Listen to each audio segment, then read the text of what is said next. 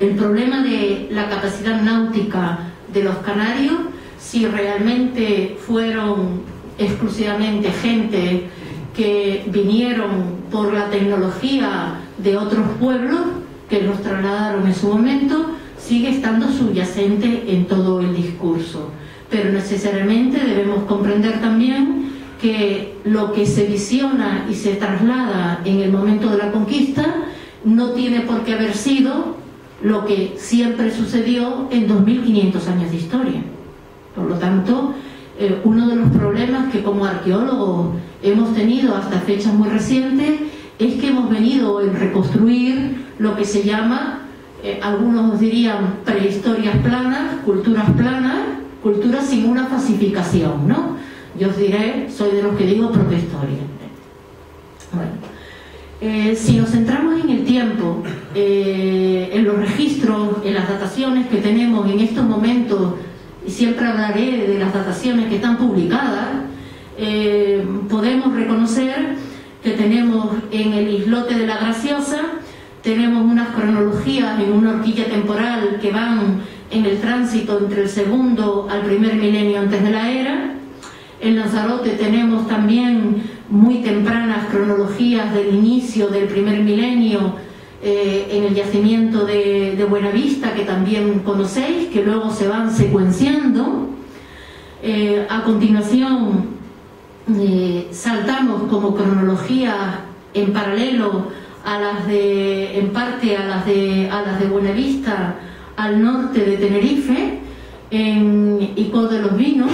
donde en la Cueva de las Guanches tenemos una horquilla temporal que va desde finales del siglo IX, mediados del VIII, y que luego se va a ir secuenciando en fechas del siglo VI antes de la era, en el siglo V, en el siglo III antes de la era, que hablan de una fijación en ese territorio de una comunidad muy temprana. En el intervalo entre la franja oriental y esta central, pues tenemos la isla de Fuerteventura, que yo os diría muy maltratada por la investigación, con una cronología de inicios de la era, cronología absoluta, de inicios de la era en Jandía, en el yacimiento de Butiondo, y más recientemente tenemos, las veremos luego, unas cronologías por paralelos de materiales arqueológicos entre el siglo III y I antes de la era. En Gran Canaria, que supondría trascender, ¿no?, el territorio hacia el centro del archipiélago, cronologías absolutas están en el inicio del entorno de la era, en la aldea de San Nicolás, y luego tenemos una cronología no publicada al completo, procedente de la necrópolis de Arteara, que nos lleva al siglo V antes de la era. Si aquí os hago un inciso, pues yo os diré que lo que sucede en Gran Canaria es que siempre hemos excavado poblados de superficie. Y cuando excavamos poblados de superficie estamos excavando una casa o una construcción que tiene un desarrollo arquitectónico en altura, y por lo tanto lo que medimos con nuestras cronologías son cronologías de la última ocupación, y por lo tanto no tengo el parámetro, es decir, de desde cuándo comenzó a ocuparse ese territorio, ese poblado o esas construcciones. No sé si me entendéis, pero si no me entendéis os diría, es que como si yo entrase ahora en una casa de la calle de la Carrera o de Vegueta, aquí, y que ha sido levantada en el siglo XVII, y como arqueólogo entro y ¿qué es lo que dato? Pues dato la vajilla de Ikea, pero no dato la vajilla del siglo XVII, o no dato, si me voy a lo viejo, el carbón que fue utilizado como combustible cuando la casa se fundó, sino dato el menaje, lo que queda del final. En una casa normalmente, salvo algunos que tengamos el síndrome de Diógenes, pues no acumulamos basura, ¿no? Porque no podemos que bajo nuestros pies se vayan acumulando sedimentos que nos hagan topar con el techo, y por lo tanto todo va a la basura, todo va al basurero. con lo cual cuando medimos radiocarbónicamente, pues medimos los últimos instantes de ocupación y no tenemos ese trasfondo. En Gran Canaria falta, obviamente, una secuencia cronológica anterior que tiene que estar a la fuerza por muchísimas razones. En nuestra investigación nosotros pensamos que Gran Canaria, por todas sus características articuladas de la cultura indígena, pues debió funcionar como un lugar central en lo que es la mecánica de ocupación del territorio. Y luego de las islas occidentales, en La Palma tenemos una cronología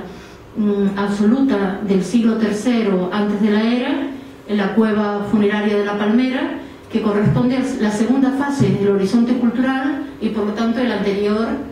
horizonte, que no tiene datación absoluta, de cronología absoluta, pues tendrá que ser previo a esa fecha, con lo cual podemos estar hablando del siglo IV, del siglo V antes de la era. En esta visión de dataciones absolutas, en las cuales hay series muy cerradas y las series están en el entorno de Lanzarote y de la isla de Tenerife, pues significa que en una época temprana, de inicios del primer milenio antes de la era, ya hay gente en las islas, al menos en lo que serían las Hespérides, en el ámbito más nororiental, y hay gente también en Tenerife, con lo cual necesariamente tiene que haber gente en el resto. En el resto me refiero en Fuerteventura, en Gran Canaria y seguramente también en La Palma, aunque no tan necesario. Y estas fechas no son más que el resultado de la investigación. Es decir, encontramos lo que buscamos y por lo tanto en gran medida pueden estar escondiendo pues vacíos de la investigación en cada una de las islas. Claro, si nosotros nos vamos a esas fechas primeras que tenemos de inicio del primer milenio y queremos realizar una contextualización geopolítica, tendríamos que decir que el archipiélago, en la situación en que se encuentra respecto a el territorio ocupado africano y europeo, está en un ámbito de influencia de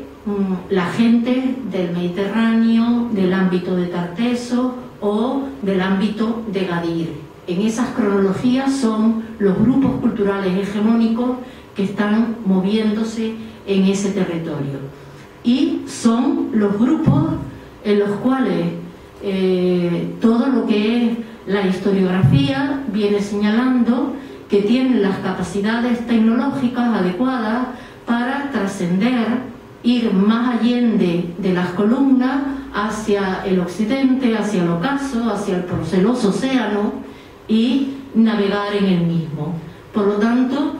debiéramos reconocer cuáles son los condicionantes geográficos, culturales que pudieron haber llevado a descubrir que estaban estas islas en el Atlántico. En ese sentido es importante reconocer lo siguiente. Todos sabemos que el archipiélago está aproximadamente a una distancia, en el punto más cercano del continente africano, de 100 kilómetros. Luego tendríamos que decir que el frente del archipiélago, desde el punto más oriental al punto occidental, son 450 kilómetros, más los 100, 550, y que tiene un fondo de 250 kilómetros. Ese, por lo tanto, sería un factor para reconocer que hay una serie de peñascos de mayor o menor extensión que se ubican en el Atlántico y que uno se puede tropezar cuando navega por el Atlántico. El siguiente es que las islas tienen una determinada altura y por lo tanto esto va a ser o va a permitir tener visibilidad de las mismas cuando se está navegando. El tercer punto es las distancias que existen entre ellas, con lo cual hay unos cortos canales, en algunos casos un poco más largos, por eso yo he ido metiendo como imagen de trasfondo de las diapositivas algunas imágenes de la percepción insular desde una u otra isla, y son canales, bueno, pues de circunnavegación del archipiélago que hacen que cuando estemos o avistemos una isla, si estamos navegando y nos las tropezamos por el azar, vamos a ver enseguida otra, otra y otra, y por lo tanto tener una posibilidad de acercarnos y de circunnavegar. Esto va a condicionar también después lo que en la dinámica de empoblamiento se llama efecto de stepping stone, es decir, estoy en una isla y voy a tiro de piedra a la que veo enfrente, es decir, me he afianzado en un territorio y puedo pasar al otro. En ese tiempo, en ese marco temporal en el que funcionamos, en esa antigua fecha, pues uno de los elementos que nosotros reconocemos como que pueden haber condicionado el descubrimiento del archipiélago son los potenciales a una explotación económica que tiene un fuerte peso en el mundo del Mediterráneo y el Atlántico próximo en esa etapa, que será la riqueza piscícola. Y, por lo tanto, Canarias está inmersa en un territorio donde se producen las rutas anuales de carácter de navegación de los atunes o de los túnidos en general, que vienen desde, en su proceso también de circunnavegación, desde el Atlántico Norte, entran en el Mediterráneo, bajan y se produce un encuentro también con las especies de túnidos de la zona sur. Y existen luego una serie de bancos de pesca, y ya sabemos de la riqueza del Banco Canario Sahariano, que fue una riqueza muy apreciada ¿por quiénes? Pues por aquellos que os he mencionado antes. Tartesios, en una parte original que navegaban, pero sobre todo gadiditas y fenicios,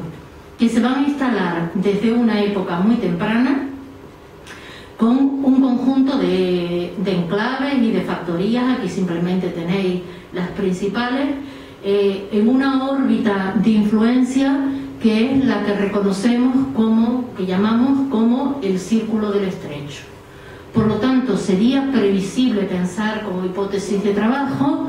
que en ese trasiego de las actividades pesqueras del archipiélago, de la riqueza piscícola que existe en estas aguas atlánticas, se hubiera producido el encontronazo, el avistamiento, los procesos de adentrarse para reconocer esas nuevas tierras o esos nuevos islotes que se producen. Dentro de los condicionantes culturales, obviamente, está el arte de navegar, es decir, quienes tienen la capacidad de navegar en esos momentos. Son las comunidades del Mediterráneo, aquellos de origen semita, fenicios primero, que se instalan también en Gadir, los gadiditas, por lo tanto, púnicos después, y que tienen una tecnología náutica, donde ahí os desgrano, ¿no?, algunas cosas que permiten efectivamente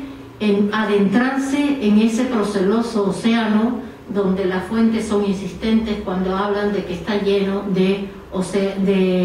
monstruos, ¿no? Las imágenes que veis aquí obviamente no son canarias, son o bien los relieves de Corsabar o son relieves de la cultura etrusca, que nos hablan del tipo de navío, que son los hipoi, que están provistos de un tajamar que permite surcar las aguas, que tienen un codaste y por lo tanto permiten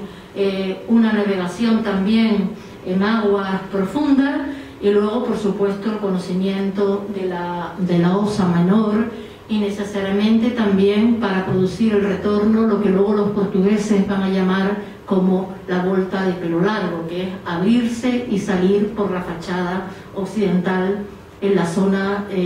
por la zona de la isla de La Palma. ¿Qué sucede en Canarias? En Canarias tenemos, desde luego, un conjunto de grabados rupestres que nosotros los hemos llamado los recuerdos pétreos de las navegaciones, y por lo tanto están hechos por gentes que están asentadas ya en las islas, que no sabemos si participaron en esas tareas de circunnavegación, de navegación, o realmente fueron traídos. Eso por el momento no tenemos una conclusión al respecto, pero que indican que se reconocen a determinados navíos y se plasman gráficamente. Y son varios los lugares, los enclaves con estos grabados rupestres. Desde nuestro punto de vista, quizás las referencias que vemos a la existencia de unos determinados oficios, particularmente descritos en el caso de Gran Canaria, cuando se habla de la importancia de los carpinteros, del trabajo de la madera, de los sogueros, etcétera, siempre son profesiones que están ligadas con las tareas de la mar, es decir, imprescindibles para realizar los aparejos que permitan el mantenimiento de las naves. Algunas de esas representaciones pues las tenemos en lugares como la isla de La Palma, el yacimiento del Cercado en Garafía, donde vemos plasmado, bueno, puede ser controvertido por parte de distintos investigadores, ha sido estudiado por Medero, Escribano, por Pablo Atoche, González Antón y yo misma, donde vemos pues un naviforme que puede ser un hipo, y luego otro naviforme detrás que también tendría su tajamar, quizás una representación iconográfica de navíos sucesivos, y por lo tanto nosotros hemos considerado que es una representación, está plasmándose desde un lugar como Garafía, que ya sabéis dónde está, en el noroeste de la isla de La Palma, se está plasmando la observación de una serie de navíos que están en ese mar Atlántico, que decimos tan proceloso, pero yo diría que está donde debe estar. ¿Por qué? Porque ese es el mar de las calmas, porque ese es el mar donde está una parte de la riqueza piscícola, y porque es el mar donde cualquier flota o flotilla que circunnavegase el archipiélago tendría que torcer para dar la vuelta y ascender en la vía del Atlántico. Son barcos que tienen su desarrollo desde el siglo VI y que están en manos también un poco antes en el mundo de Gadir, y por lo tanto encajaría en la percepción de navíos de esa naturaleza. Aquí tenéis otros diferentes, los primeros están hechos con técnica de picado, estos son con técnica incisa, son de Tinojay en Fuerteventura, mucho más esquemáticos, están en un sector del barranco donde ahí no se ve el mar, y quizás esa sería una de las razones por las que quien hace la grafía, si está contemplando el navío, en esa hipótesis, en el caso de grafía, aquí no lo puede ver, y por lo tanto es lo que recuerda. Y son, por supuesto, dos navíos totalmente distintos. Uno tiene cubierta, su cubierta como una piel, una cobertura, que es también un sistema de navegación para proteger la mercancía, y en este caso va con vela desplegada, y luego tiene una proa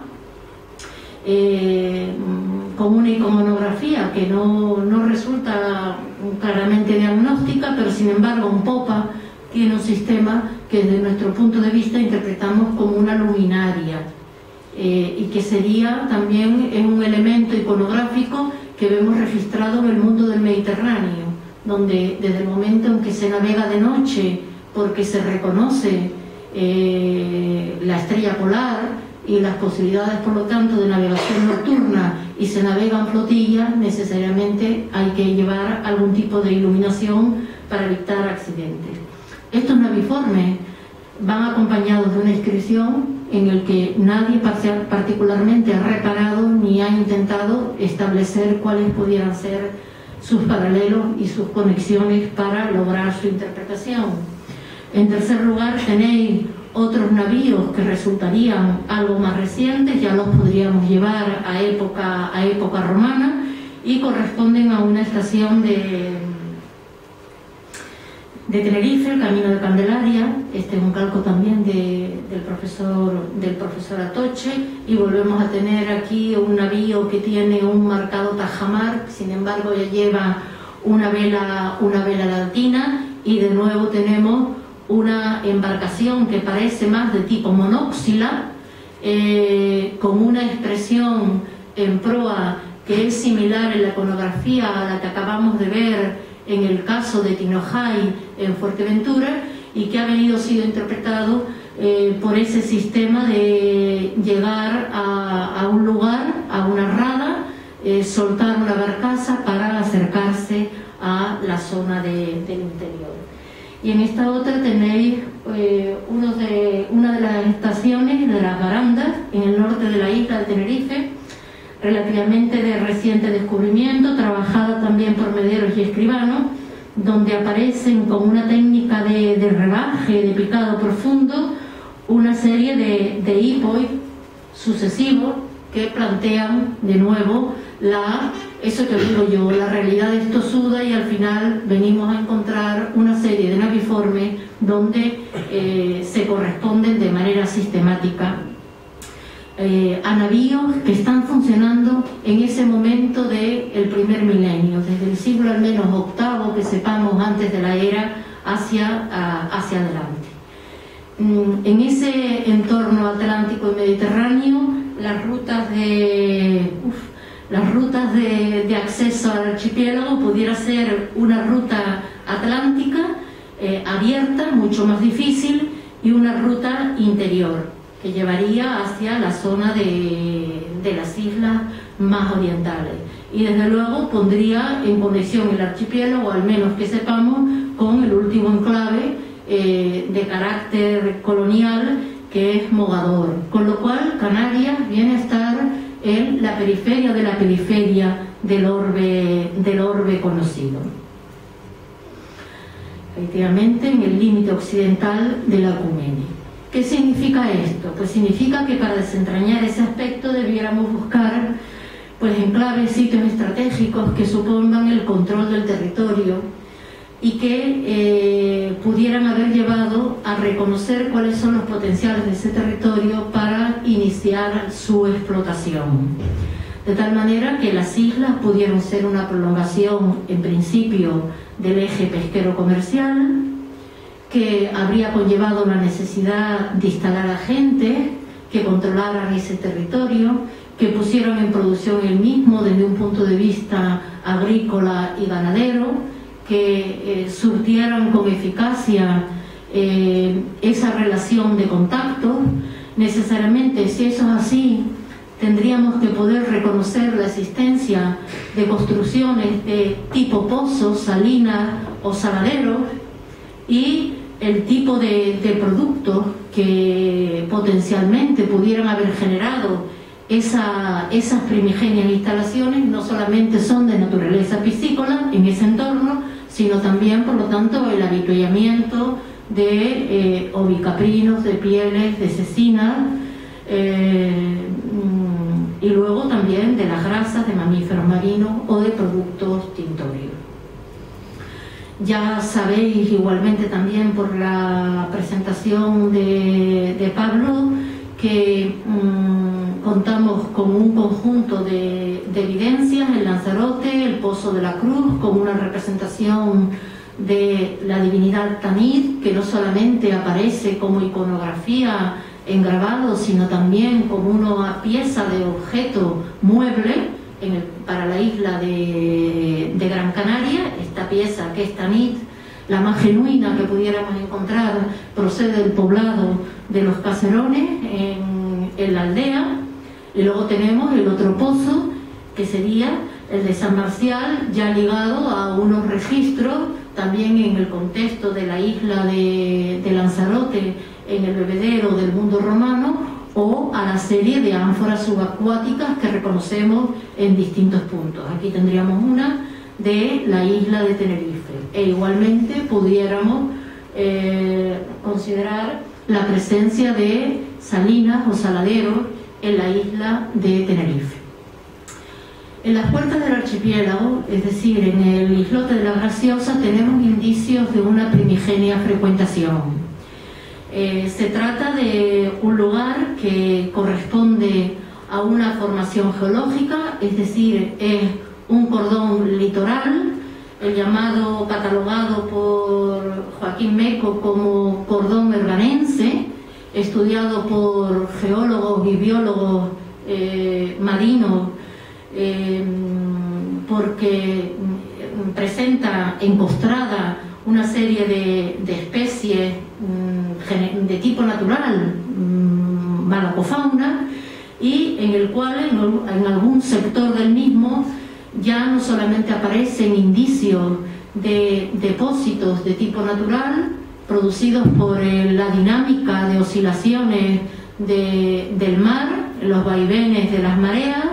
sino también indicios de carácter antrópico. Es decir, un cordón litoral, imagino lo sabéis, ¿no? Es una formación geológica que es simplemente el registro fósil de hasta dónde llega la fuerza del mar en un determinado momento. Nuestros cordones litorales pues están llenos de basura, de alquitrán, de callados, de trozos de madera que expulsa el mar, de latas de Coca-Cola, sardinas, etcétera, etcétera.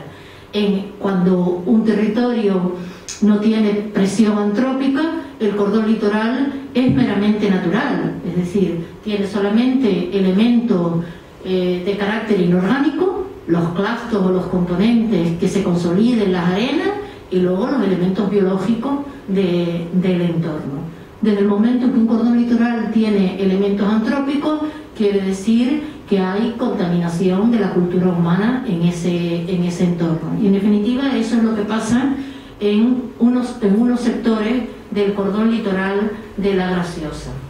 donde aparecen, aquí tenéis el perfil del cordón litoral, aquí tenéis el perfil de la costa de la Graciosa, aquí tenéis el cordón actual que se está formando, y aquí en estado brechoso y fragmentario, pues testimonios fósiles del viejo cordón holoceno, con lo cual solamente es visible cuando se producen las grandes oscilaciones de marea, porque la marea alta actualmente llega hasta aquí arriba y por lo tanto lo tapa, y aquí tenemos el nivel de la marea baja.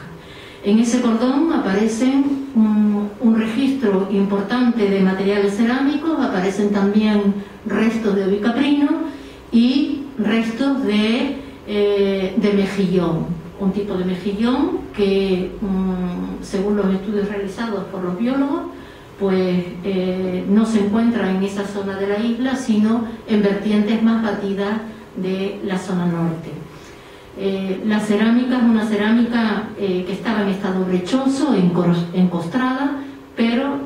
este aquí que es a torno, es cerámica a torno, por lo tanto es uno de esos materiales raros, extraños, porque en ese bagaje acumulado venimos diciendo que en Canarias no hay cerámica a torno, sino solamente cerámica a mano. Por lo tanto, si es cerámica a torno, tiene que ser una cerámica exótica, foránea, etc. Sobre esa cerámica, pues que hemos hecho dataciones de termoluminiscencia por el procedimiento más fiable, que es el OSL, y nos dan unas oscilaciones temporales que nos llevan al tránsito entre el segundo al primer milenio antes de la era, de tal manera que en estas dos muestras que tenéis aquí reflejadas coincidirían ambas